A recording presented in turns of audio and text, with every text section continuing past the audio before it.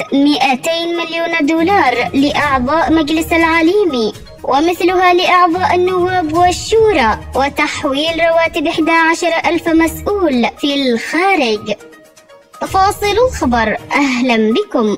قال الصحفي المنتمي إلى حزب الإصلاح سيف الحاضري إن مجلس القيادة الرئاسي اعتمد لنفسه 200 مليون دولار من الوديعة السعودية، كما أقر صرف مرتبات 3 أشهر بعملة الدولار لرؤساء وأعضاء النواب والشورى والحكومة، وهو ما يعني الاستثمار بثلثي الوديعة السعودية.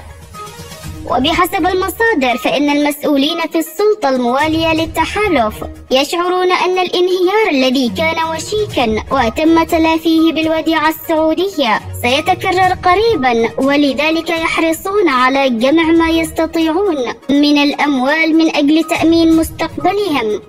وقال الصحفي عبد الستار الشميري إن هناك 11,000 مسؤول بالخارج، هؤلاء يتقاضون مبالغ طائلة بالدولار تتراوح بين 6 إلى 11,000 دولار، وهناك فئة أقل تتقاضى ما بين 2,000 إلى 3,000 دولار للفرد الواحد.